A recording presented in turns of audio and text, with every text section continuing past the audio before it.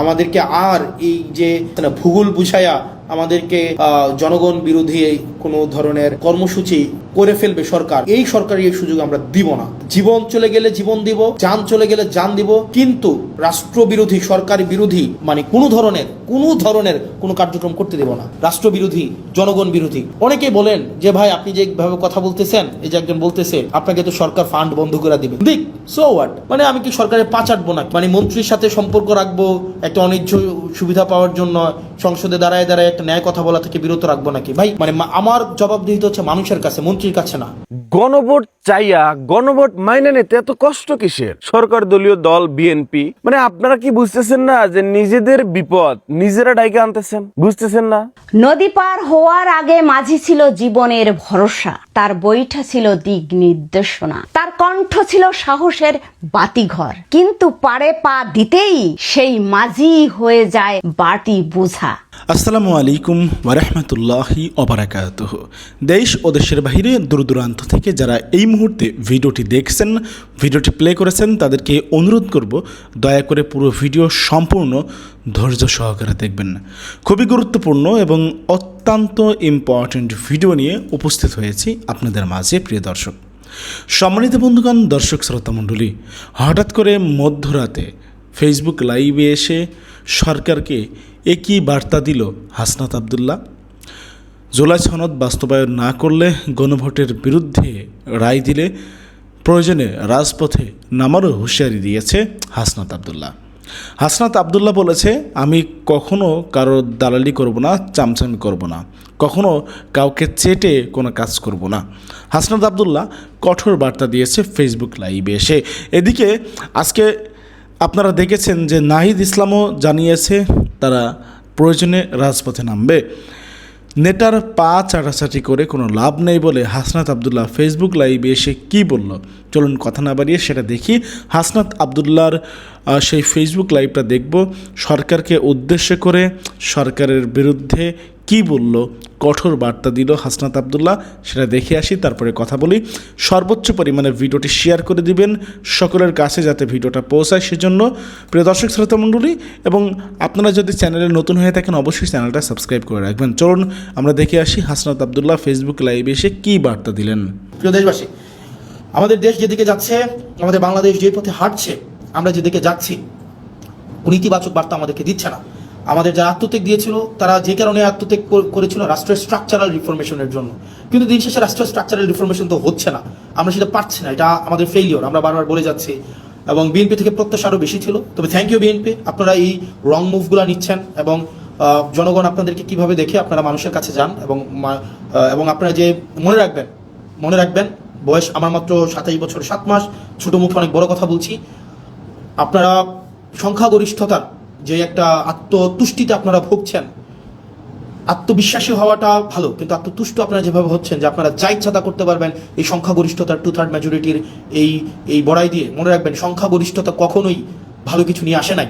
আপনার 96-তে, আপনার 91-তে সংখ্যাগরিষ্ঠতা ছিল, আর at the end of the day রাষ্ট্রের সংকটের দিকে আপনারা নিয়ে গিয়েছিলেন। 2001-এ যখন আপনারা সরকার গঠন করলেন তখন আপনারা হচ্ছেন সংকটের দিকে নিয়ে গিয়েছেন। রাষ্ট্র, সরকার, জনগণ আপনাদেরকে সুযোগ দিয়েছিল আপনারা আবার ইতিহাসের ইতিবাচক একটা অংশের পার্ট হওয়ার, কিন্তু দুঃখজনক বিষয় আপনারা সেটা হন নাই। এবং আমাদের অনেক এমপিও আছে বিএনপির মন্ত্রীদেরকে আসলে রাগাইতে চায় না, মনে করে যে এলাকার বাজেট টাজেট বন্ধ করে দিবে, উন্নয়ন কার্যক্রম বন্ধ করে দিবে, তাদের সাথে আসলে সম্পর্ক নষ্ট করে কী লাভ, আবার সম্পর্ক ভালো রেখেও কী লাভ? যেটা সত্য সেটা বলতে হবে। আমার এলাকার বাজেট বন্ধ করে দিবেন, দেন। আমার এলাকার উন্নয়ন কার্যক্রম বন্ধ করে দিবেন, দেন। পুলিশ আমাকে সহায়তা না করার জন্য আপনারা ফোন দিয়ে বলে দিবেন পুলিশ যেন আমাকে সহায়তা না করে, দেন। আপনি এডমিনকে, প্রশাসনকে বলে দিবেন হাসনাতের এলাকায় হাসনাতকে সহায়তা করতে করিয়েন না, দেন, সমস্যা নাই। দিন শেষে আমি এটা বিশ্বাস করি, বাংলাদেশের জনগণ আমাদের পক্ষে আছে, দেবিদ্বারবাসী আমার পক্ষে আছে। এবং আমার বরাদ্দ বন্ধ করে দেওয়া, আমার এলাকার পুলিশকে আপনারা ফোন দিয়ে বলে দিবেন আমাকে যেন হেল্প না করে, কোনো সমস্যা নেই। আপনি হচ্ছে ধরেন এটা যদি মনে করেন আপনার এই ক্ষমতাটা স্থায়ী, এটা সবসময় থেকে যাবে, এটা মানে মানে এটা কোনোভাবেই সম্ভব না। মানে আপনারা আমাকে অসহযোগিতা করেন, ওয়েলকাম। দেবিদ্বারবাসী জানে, দেবিদ্বারবাসী এমনি 17 বছর ধরে বঞ্চিত ছিল, হয়তো আর কিছুদিন থাকবে। আপনারা আমার হয়তো উন্নয়ন কার্যক্রম আটকাই দিবেন, আমার বিভিন্ন কাজ আটকাই দিবেন, পুলিশ হয়তো আমাকে অসহযোগিতা করবে, অ্যাডমিনিস্ট্রেশন আমাকে হয়তো অসহযোগিতা করবে, কিন্তু সত্য বলা থেকে আমাকে বিরত রাখতে পারবে না। সংসদে চেয়ার তো কি হয়েছে, মানে কি হয়েছে ভাই? একটা লাইফে একটা জীবনে মানে দুইটা ডাল ভাত খাই বেঁচে থাকলেই তো হয়েছে, এর বেশি তো কোনো কিছুর দরকার নাই। মানে মাইরা ফেলবেন, ফাইন, মাইরা ফেললে একটা বৃহৎ একটা মহৎ কোনো কিছুর জন্য মৃত্যু, একটা স্বাভাবিক একটা বিছানায় পড়ে মৃত্যু, দুইটা তো সেম না। একটা মহৎ কিছুর জন্য মৃত্যু, আমি নিজেই তো আত্মতুষ্টিতে থাকবো যে না, একটা মহৎ কিছুর জন্য মারা গিয়েছে বা মেরে ফেলা হয়েছে, সো হোয়াট। পরিবার, ব্যক্তিগত স্বার্থ, ব্যক্তিগত চাহিদা সব কিছুর ঊর্ধ্বে উঠে এই বাংলাদেশের দলের ঊর্ধ্বে উঠে বাংলাদেশের স্বার্থ আমাদের প্রয়োজন আছে। বিএনপির আপনারা যারা আছেন, সরকারের আপনারা যারা আছেন, শুধু তো সরকারের বিএনপি নাই, সরকারের গণ অধিকার পরিষদ আছে, সরকারের রাষ্ট্র সংস্কার আছে, আন্দোলনের সাকিব ভাই আছেন। আপনারা যে চুপ করে থাকেন, এগুলো বাংলাদেশকে খুব দুঃখ দেয়, বাংলাদেশের মানুষকে খুব দুঃখ দেয়। যারা জুলাই রাস্তায় নেমে আসছিল, এই জুলাই যারা রাস্তায় নেমে আসছিল, তারা আমাদেরকে এমপি বানানোর জন্য রাস্তায় নেমে আসে নাই, তারা রাষ্ট্র সংস্কারের জন্য আসছিল। দুঃখজনক বিষয়, আপনারা কার প্ররোচনায়, কার কথায় বা কিভাবে আপনারা হচ্ছে একটা ব্যাকওয়ার্ড মুভ নিয়েছেন, সেটা আমাদেরকে অনেক বেশি আমাদেরকে কষ্ট দেয়। প্রিয় বাংলাদেশবাসী, আমরা আবার আমাদেরকে হচ্ছে এই বিষয়গুলোকে আপনারা আমলে নেবেন। আমাদের যে প্রয়োজন, রাষ্ট্রের কাঠামোগত যে পরিবর্তনগুলো, আমাদের রাষ্ট্রের কাঠামোগত পরিবর্তনগুলোকে আমাদের অবশ্যই নিয়ে আসতে হবে। মানে নো ম্যাটার হোয়াট, কে বাধা দিচ্ছে, কিভাবে বাধা দিচ্ছে, আমাদেরকে রাষ্ট্র কাঠামোর পরিবর্তন না হওয়া পর্যন্ত আমাদেরকে আমাদের এই লড়াই চালাই যেতে হবে। কিন্তু অত্যন্ত দুঃখজনক বিষয়, দেখেন, মানে এটা আমাদের জন্য খুবই মানে দুঃখজনক। আন্দোলনের সময় দেখা যায় নিম্নবর্ণের মানুষগুলা, নিম্নবর্গের রাজনৈতিক কর্মীরা রাস্তায় এসে জীবন দেয়, ব্যবসায়ীরা তখন এসে টাকা পয়সা দেয়। আন্দোলনের পরে দেখা যায় হচ্ছে রাজনীতিবিদরা আবার ব্যবসায়ীদের সাথে হাত মিলায়, রাজনীতিবিদরা তাদের পদ পদবি পায়, যেমন আমরা পেয়েছি। আমি নিজেকে সেখান থেকে আলাদা করছি না, কিন্তু দিন শেষে জনগণ কিছুই পায় না। মানে আমরা জনগণের জন্য আসলে কি করতেছি? সবগুলা করতেছি দলের জন্য, সবগুলা করতেছি ব্যক্তির জন্য, সবগুলা করতেছি নিজের জন্য। মানে পিপলটা কোথায়? পিপল তো আমাদের মধ্যে নাই, মানে আমাদের মধ্যে তো পিপল নাই। মানে আমরা জনগণের জন্য তো কিছু করতেছি না। যারা কোনো কিছু না পাওয়ার জন্য রাস্তায় নেমে আসছিল, যে এই ছেলেটা, আপনাদের মনে আছে জুলাইতে একটা ছেলে মাথার মধ্যে কড়াই বেঁধে, পিছনে এইচএসসির এডমিট কার্ডটা বেঁধে রাস্তায় নেমে আসছিল, এই পোলাপানগুলো কেন আসছিল রাস্তায় বলেন তো? যে মেয়েটা একটা আপনার হচ্ছে ক্রিকেট ব্যাট হচ্ছে কাঁধ ভেঙে স্কুল ব্যাগে নিয়ে যাচ্ছিল, তার ভাইকে মেরে ফেলতেছে বলে, বা হচ্ছে রাষ্ট্র কাঠামোর এই যে নষ্ট হয়ে গেছে বলে, ওই মেয়েগুলা কি পাইছে? তাদের কাছে আসলে আমরা কি জবাব দিব? যে মায়েরা রাস্তার মধ্যে নেমে আসছিল, তাদের কাছে আসলে আমরা কি জবাব দিব? আমি খুব দুঃখ পাই, এই যে সংসদে ইলিয়াস আলীর ওয়াইফ বসে আছে, যে সংসদে হুম্মাম কাদের বসে আছে, যে সংসদে আরমান বসে আছে, সেই সংসদে আপনার গুম অধ্যাদেশ বাতিল করে দেয়, সেই সংসদে মানবাধিকার কমিশন বাতিল করে দেয়, আমরা কিচ্ছু করতে পারলাম না। যেই সংসদে প্রত্যেকটা মানুষ সাফারার, সেই সংসদে আজকে এই সাফারার গুলাই অনেকটা অপ্রেশরের ভূমিকায় অবতীর্ণ হতে যাচ্ছে। আমি বিশ্বাস করতে চাই না এটা। তো দিন শেষে আসলে জনগণ কিছুই পায় নাই, জনগণ সবসময় টুল হিসাবে ব্যবহার করা হয়, তাদেরকে কাজে লাগাইয়া যারা ক্ষমতায় থাকে তাদের ক্ষমতাকে ইলাস্ট্রেট করতে চায়। তো প্রিয় বাংলাদেশবাসী, আমরা আমরা আমরা সরি, আমরা পারছি না। তবে এখানে এই না যে আমরা হাল ছেড়ে দেব। আমরা আমাদের শেষটা দিয়ে, আমরা আমাদের জায়গা থেকে আমাদের চূড়ান্ত ত্যাগ যদি করতে হয়, সেই ত্যাগের বিনিময় হইল আমাদের এই স্ট্রাকচারাল রিফরমেশনগুলোতে আমরা কোনোভাবেই কম্প্রোমাইজ করবো না। আপনারা একবার ভাবেন তো, আপনারা এখন যারা আমাকে দেখছেন, এই পাশে যারা কেউ আমাকে দেখছেন, কেউ আমাকে শুনছেন, কেউ আমাকে গালাগালি করছেন, আপনারা যারা গালাগালি করছেন তারা সহ আপনাদের সবাইকে একটা প্রশ্ন, 2024 সালে বা 2023 সালে রাষ্ট্র সংস্কারের এই প্রস্তাবনাগুলো যদি শেখ হাসিনা দিত, যে এই ধরনের একটা মানবাধিকার কমিশন করা হবে, এই ধরনের একটা পুলিশ সংস্কার কমিশন করা হবে, এই ধরনের একটা হচ্ছে বিচার বিভাগ পৃথকীকরণ, সুপ্রিম কোর্টের সচিবালয় পৃথকীকরণের একটা কমিশন করা হবে, 2023 সাল বা 24 সালে দিত এই ধরনের একটা প্রস্তাব, আপনারা বলেন তো বিএনপি এটার বিরোধিতা করতো? বিএনপি এটার বিরোধিতা করতো না। বিএনপি এগুলোকে লুফে নিত, এই রাষ্ট্র কাঠামোর এই প্রস্তাবটাকে বিএনপি লুফে নিত।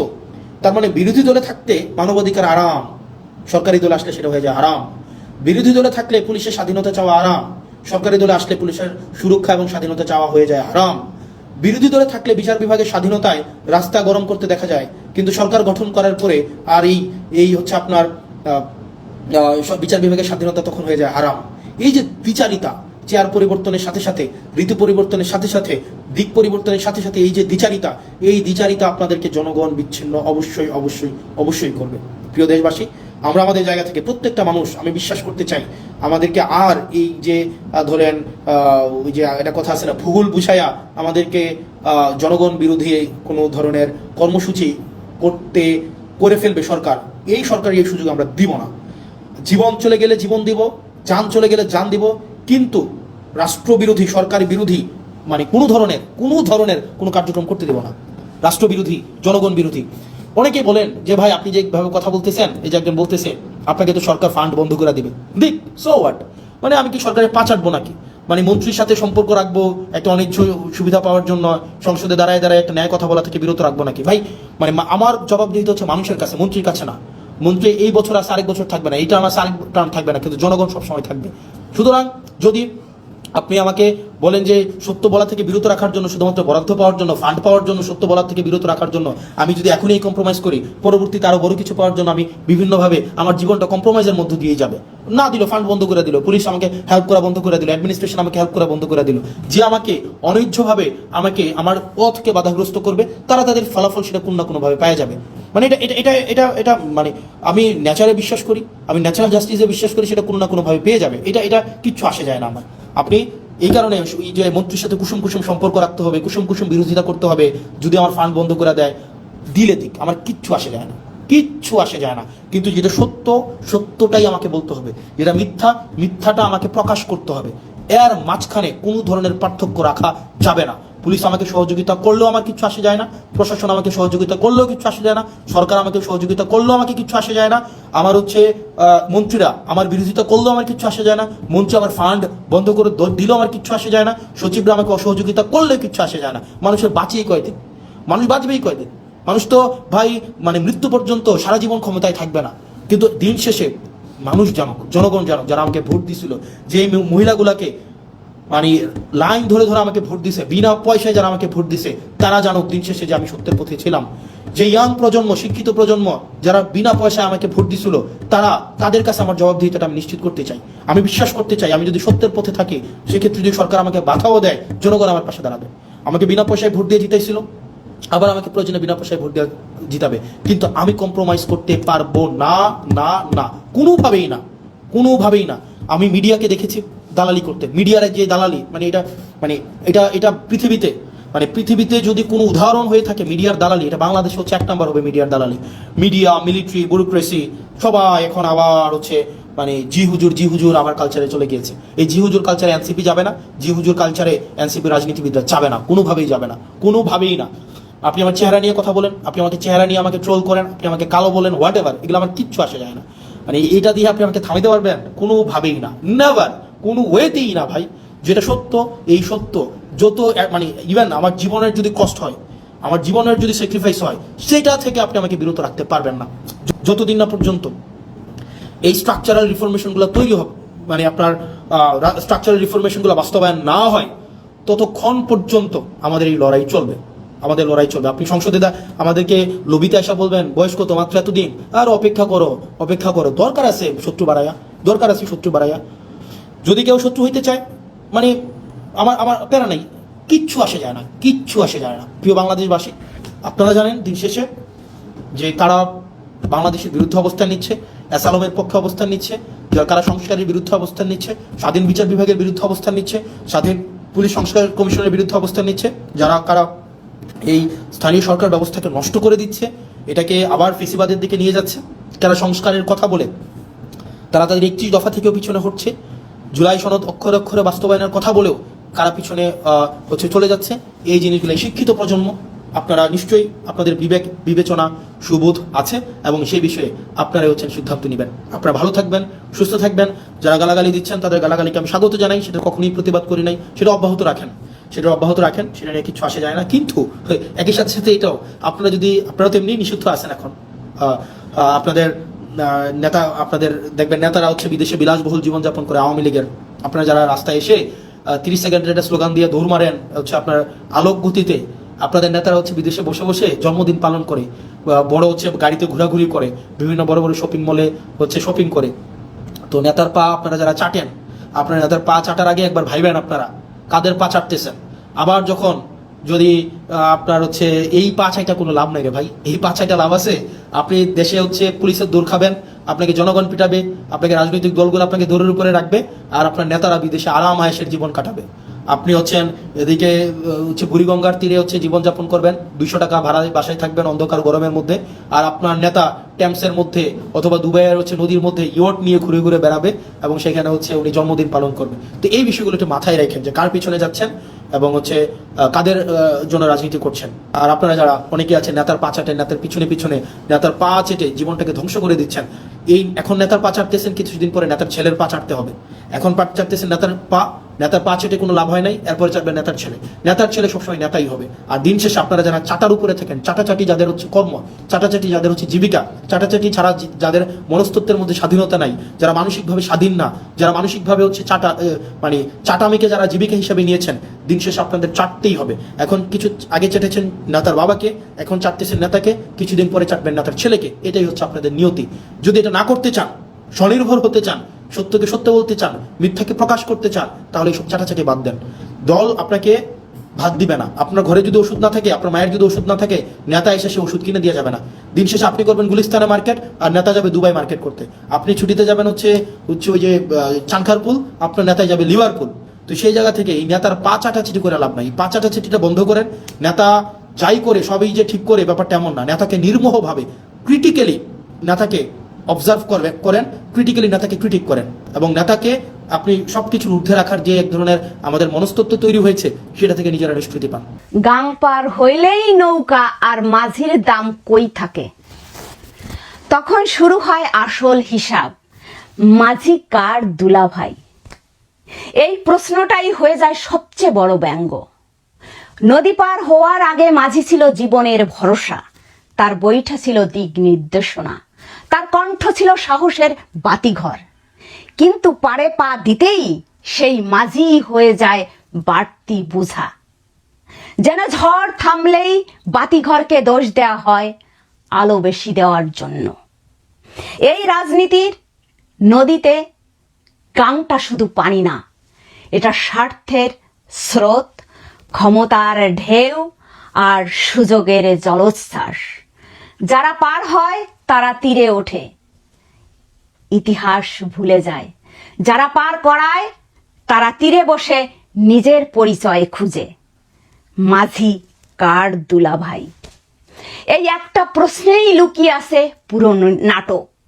কাজ শেষ, দরকার শেষ, সম্পর্ক শেষ। যেন ব্যবহৃত সিঁড়ি, যেটা দিয়ে উপরে ওঠা হয়, তারপর লাথি মেরে ফেলে দেওয়া হয় নিচে। আজ মাঝি দুলাভাই না, আজ মাঝি শুধু পুরানো লোক, যার ঘামে নদী পেরোনো হয়েছিল, কিন্তু যার নামটা ইতিহাসের পাতায় লিখতে ভুলে যায় সবাই। এটাই বাস্তব নদী। শুকালে মাছের দাম নাই, গাং পার হলে মাঝির দাম নাই। আর ক্ষমতা পেলে সম্পর্কেরও কোনো দাম নাই। তাই বলি, এ খেলায় মাঝি হওয়ার আগে ভেবে নাও, কারণ এই গাঙে পার করানোই অপরাধ, আর পারে উঠলেই তুমি হয়ে যাও অচেনা মানুষ। গণভোট চাইয়া গণভোট মাইনে নিতে এত কষ্ট কিসের? সরকার দলীয় দল বিএনপি, মানে আপনারা কি বুঝতেছেন না যে নিজেদের বিপদ নিজেরা ডাইকে আনতেছেন? বুঝতেছেন না? নাকি ক্ষমতার চেয়ারে বসার পর মানুষ নিজের কিছু বিবেক বুদ্ধি এগুলো হারাই ফেলায়? একদম বুকে হাত দিয়ে বলি, বুকে হাত দিয়া দুইটা একদম বাস্তব ঘটনা। গতকালকে রাতে আমার সাথে কুয়াকাটা সমুদ্র সৈকতে গেছিলাম, তো মাছ ফ্রাই খাচ্ছিলাম। এখন ওখানে দাঁড়ালে তো দুই সাইডে মানুষ তো চিনে নাকি, দুই সাইডে মানুষ তো চিনে। এখন তো ভুল হইলে বললেন যে না কেউ চিনে না। এখন মানুষজন আসছে, মানুষজন আসলে সেলফি তোলার পরও তো দুই সাইডে কথাবার্তা হয়। এখন সেখানে যুব দলের ছেলেরাও আসছিল অনেক দূর থেকে। তো কথায় কথায় অনেক কথা, তারা কিন্তু বলছে যে বিএনপি যে গণভোটের রায়, গণভোটটাকে যে মানতেছে না, এটা কিন্তু ভুল করতেছে। ওকে, এটা গেল বিএনপির যুব দলের ভাইদের কথা। আচ্ছা, এরপর নিজ এলাকায় এসে একটা মাহফিল অ্যাটেন্ড করলাম। মাহফিল অ্যাটেন্ড করার আগে এদিকে একটু ঘোরাঘুরি করলাম। সেখানে এক মুরব্বী, সে বিএনপির না, সে বলল যে তাহলে এই যে নির্বাচনে যে আমরা গণভোটে হ্যাঁ ভোট দিলাম, এইটার কি হইলো? উত্তর আছে? উত্তর নাই। ওকে, টিএসসিতে ঢাকা বিশ্ববিদ্যালয়ের ভাইয়েরা যে অমরণ অনশন করতেছে, ঘন্টার পর ঘন্টা যাচ্ছে, আল্লাহ না করুক ওখান থেকে যদি কেউ মনে করেন কোনো কারণে মারা যায়, আন্দোলন কি আরো তীব্র হবে না? না কইতে পারবেন, কথা বলিলে বললেন। তো এখন আসেন, তাহলে সরকার দলীয় দল বিএনপি, এদের কি আসলে কোনো ধরনের লজ্জা নাই? চোখে লাড়া পর্দা নাই? আরে বেটা, বিএনপির প্রধান, সরকার দলের বর্তমান সরকারের প্রধানমন্ত্রী তারেক রহমান, সে তো মাইকে গণভোট চাইছে। তাহলে গণভোটের রায়ে মানুষ তার কথা, জনগণের সাথে কি বিশ্বাসঘাতকতা করা হইল না? ফাইজলামি নাকি? বিএনপি সরকার দল, তোমরা কি আওয়ামী লীগের চেয়েও শক্তিশালী নাকি, যে জনগণের কথা তোমরা মানতেছো না? হ্যাবোটের ভিতরে কি আছে? হ্যাবোটের ভিতরে যে রুলস রেগুলেশন গুলো আছে, দায় দাবিগুলো আছে, নিয়মগুলো আছে, সংস্কারের কথা যেগুলো আছে, ওগুলো মানলে কি আর প্রধানমন্ত্রী হওয়া যাবে না? এখান থেকে বাঁচতেছে যে 2 টার্মের বেশি প্রধানমন্ত্রী হওয়া যাবে না। আরে ভাই, তোমার অসুবিধা কোথায়? তোমাদের জনগণ তোমাদের ভোট দিলে তোমরা 100 বার হবা, তা আইনের ভিতরে তো আসবা, রুলসের ভিতরে তো আসবা। মানুষ তো সেটাকে রায় তো দিছে নাকি? হ্যাঁ, তোমরা নিজেদের কি অনেক শক্তিশালী মনে করো? নো, নেভার, কখনোই না, কখনোই না। তোমরা যদি বলো যে রাজপথে তোমরা আন্দোলন করতে পারবা না, এগুলো মাইনে নেওয়া হবে না, তোমাদেরকে কে কেয়ার করে? রাজপথে আন্দোলন করলে জনগণের দুর্ভোগ হয়, ওকে ফাইন। জনগণের দুর্ভোগ যাতে না হয়, বিশৃঙ্খলা যাতে তৈরি না হয়, এই জন্য স্বরাষ্ট্র মন্ত্রীর জায়গা থেকে রাস্তাঘাটে আন্দোলন সংগ্রাম করা যাবে না বা হবে না। খুব সুন্দর সিদ্ধান্ত। তো রাস্তাঘাটে আন্দোলন করার স্পেসিত করে দিলেন মেয়ে আপনারা। গণভোটের রায় আপনি মানতেছেন না কেন? আজকে টিএসসি তে বসছে, কালকে পোলাপান জড়ো হবে, তারপর বিপ্লব ঘটবে, আন্দোলন শুরু হবে। আপনি পোলাপান গুলির মুখে থেকে, গুলের সামনে দাঁড়িয়ে আন্দোলন করে, আর আপনি মাইকে মেয়া সংসদে বসে বলবেন যে রাজপথে আন্দোলন সংগ্রাম করা হবে না, করা যাবে না। আর সেই আপনার মুখের কথা মানবে? এত সোজা? পোলাপান কি এত ছোট? পোলাপানের কলিজা থামে গেছে, পোলাপানের কলিজা শেষ হাসিনা দেওয়ার সাথে সাথে। তো সর্বোপরি নিজেদের দোষ নিজেরা দেখেন। আপনি গণভোটের রায় হ্যাঁ মানবেন, এটা কি শুধু আপনার জন্য? হ্যাঁ না, এখন ক্রিকেট পিচ যদি ব্যাটিং পিচ বানানো হয়, সেটা কি শুধু বিএনপির জন্য ব্যাটিং পিচ, নাকি জামাতের জন্য, এনসিপির জন্য, গণ অধিকারের জন্য, চরমনার জন্য, বাম ডান এবি পার্টি যা আছে সবার জন্য? এটা আইন তো সবার জন্য। তাহলে আপনার মানতে অসুবিধা কোথায়? এটা না মাইনা বরং দিন দিন নিজেদের বিপদ নিজেরা ডাইকে আনতেছেন। ভাই, জনগণকে আপনারা কথা দিলেন, এখন জনগণেরই কথা আপনারা রাখতেছেন না, এটাই তো ফাউল করলেন। যে বিএনপি সরকার ফাঁদে পড়েছে এবং তার পুতুল তারেক রহমান পাপেট সরকার। অনেকে বলছেন যে বাক প্রতিবন্ধী প্রধানমন্ত্রী, অনেকে বলছেন যে বোবা প্রধানমন্ত্রী জনাব শিশু মুক্তিযোদ্ধা তারেক রহমান। কথা বলতে পারছেন না কেন? চুপচাপ কেন? আসলে ফাঁদে পড়ে আটকে আছে। আপনাকে যারা ক্ষমতায় এসেছেন এখন তাদের কথার বাইরে কিছু করতে পারছেন না। যারা ক্ষমতায় এনেছে তাদের দালালি করতে হচ্ছে, তাদেরকে চাটতে হচ্ছে। তো দর্শক, আমির জামাত বলেছেন আন্তর্জাতিক প্রভাব মুক্ত হতে পারছে না বাংলাদেশ। এখন বাংলাদেশ বিএনপি নেতৃত্বে আন্তর্জাতিক প্রভাব মুক্ত হতে পারছে না। এর মানে কি বিএনপি সরকার স্বাধীন নয়, নিরুপায়? আন্তর্জাতিক বিভিন্ন গোষ্ঠীর ফাঁদে পড়ে আছে। একটা স্বাধীন সার্বভৌম দেশের সরকার থাকবে স্বাধীন, তারা আবার অন্যের প্রভাবে থাকবে কেন? যেমন দলিল দেখেন, এই যে বিএনপি নিরুপায়, আরে ভাই বিএনপিকে আমরা গালি দেই কেন? তেল সংকট, কেন চায়নার আশা থেকে তেল আনতে পারছে না, কেন জুলাই সনদ বাস্তবায়ন করছে না, কেন গোমর্যাদাকে বাতিল করেছে? আরে তারা তো ধরা ফাঁদে, নিরুপায়। এই জন্য জামাত বিএনপিকে শক্তি যোগাচ্ছে, আমির জামাত শক্তি যোগাচ্ছেন, বলছেন যে আপনারা নিরুপায়, স্বাধীন নয়, এবং সরাসরি বিএনপিকে দায়ী করছে না। বলছে যে বাংলাদেশেই এখন পর্যন্ত আন্তর্জাতিক প্রভাব মুক্ত হতে পারেনি, আসুন আমরা সবাই মিলে প্রভাব মুক্ত করি। এর মানে বিএনপি সরকারকে শক্তি যোগাচ্ছে জামাত। তো দর্শক, আমির জামাতের আগেও বলেছেন, আমি এটার ব্যাখ্যা দিচ্ছি। এই যে প্রভাব মুক্ত হতে পারছে না বাংলাদেশ, কেন, কার ফাঁদে, এটা জনগণের জন্য, জামাত শিবির জনতার জন্য বোঝা জরুরি। মনে রাখবেন, 6টা বৃহৎ শক্তির ফাঁদে পড়ে আছে বিএনপি, তাদের কথা চলতে হয়। আর এই কারণেই আমরা বিএনপিকে গালি দিই যে কেন গোমর্যাদা বাতিল করেছে, অমুক তমুক। তারা প্রথম হচ্ছে আমেরিকা। আমেরিকা কনসার্নের বাইরে বিএনপি সরকার কিছুই করতে পারছে না। এই যে ইরানের উপর ইসরায়েল আমেরিকা হামলা করলো, ইসরায়েল যেখানে জড়িত, বাংলাদেশ তো চোখ বুঝে ইসরায়েলের বিরুদ্ধে বিবৃতি দেবে, কারণ ইসরায়েলের সাথে কোনো কূটনৈতিক সম্পর্ক নেই। সেইখানে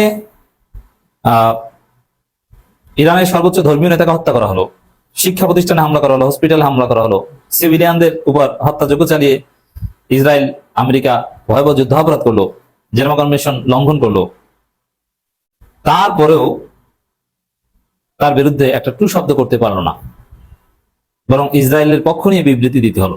এটা কি ইচ্ছায় দিয়েছে?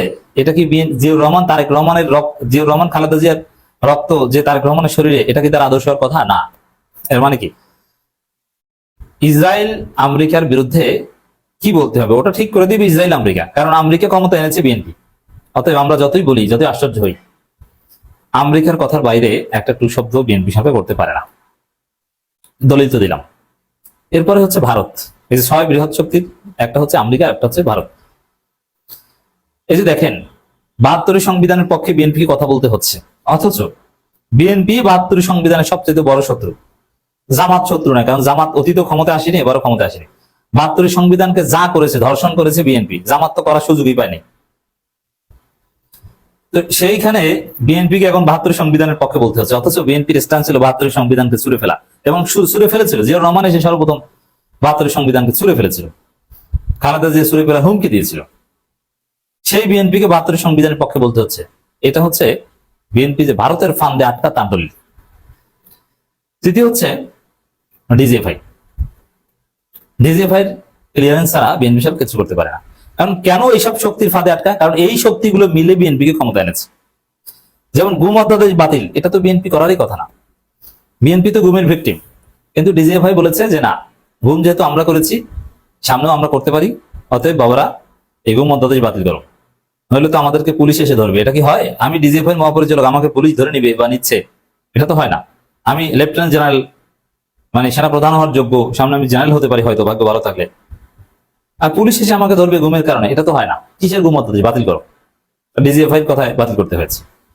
এমনকি পৃথক সচিবালয় অধ্যাদেশ বাতিল কেন করতে হয়েছে? ওটাও হচ্ছে ওই ডিজিএফআই বা আরো অনেকের কথায়। কারণ তারা দেখাচ্ছে যে যদি বিচার বিভাগ স্বাধীন হয়, তাহলে বাংলাদেশের সবচেয়ে পাওয়ারফুল উইং থাকবে বিচার বিভাগ, তখন ডিজিএফআই পাওয়ার কমে যাবে। এই জন্য সবাই মিলে এই বিচার বিভাগ স্বাধীন করা থেকে বিএনপি কে বিরত রেখেছে। এরপরে আছে মিডিয়া। মিডিয়া বিএনপিকে ক্ষমতা আনতে মারাত্মকভাবে সহায়তা করেছে। মিডিয়ার একটা নিজস্ব পলিটিক্স আছে, প্রথম আলো, ডেইলি স্টার সহ আর অনেক সম্পাদক পরিষদ, অনেক কিছুই আছে। এবং অনেক মিডিয়া আছে ধনকুবের, যেমন বসুন্ধরার যে মিডিয়াগুলো, তারা শুধু মিডিয়া না, তারা মিডিয়া পলিটিক্স করে, তারা টাকা খরচ করে, তারা বিভিন্ন দলকে মিডিয়ার মাধ্যমে প্যাট্রোনাইজ করে এবং সরাসরি পয়সা দেয়, হেলিকপ্টার দেয়। এই জায়গায় মিডিয়ার কাছেও বিএনপি ধরা। বিএনপি মিডিয়া দখল করেছে, কিন্তু তার বাইরেও অনেক মিডিয়ার কাছে বিএনপি ধরা। তারা যেটা বলে তার বাইরে অনেক কিছু করতে পারে না।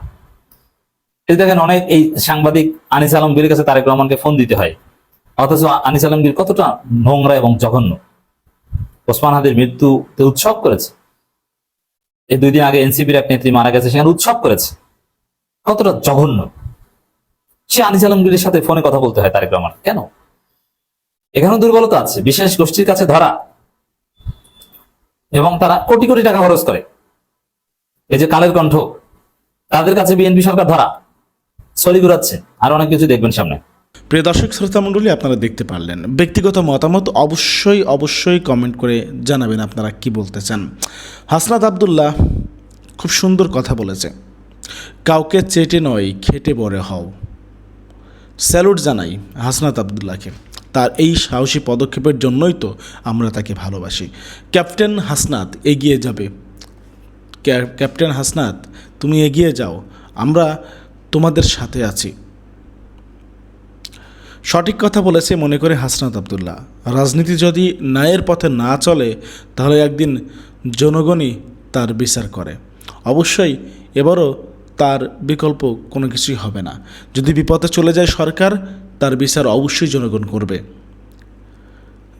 প্রিয় দর্শক শ্রোতা মণ্ডলী, যাই হোক, আপনারা জানাবেন আপনাদের ব্যক্তিগত মতামত, অপিনিয়নটা আপনারা কি বলতে চান হাসনাত আব্দুল্লাহর ফেসবুক লাইভ নিয়ে এবং হাসনাত আব্দুল্লাহর কঠোর বার্তা হুঁশিয়ারি নিয়ে আপনারা কি বলবেন। প্রিয় দর্শক শ্রোতা মণ্ডলী, ভিডিওটি সর্বোচ্চ পরিমাণে শেয়ার করার অনুরোধ জানাচ্ছি আপনাদেরকে। আজকের মতো বিদায় নিতে হচ্ছে আপনাদের কাছ থেকে। দেখা হবে আরও অন্য কোনো একটা ভিডিওতে। আল্লাহ হাফেজ। আসসালামু আলাইকুম ওয়া রাহমাতুল্লাহি ওয়া বারাকাতুহু।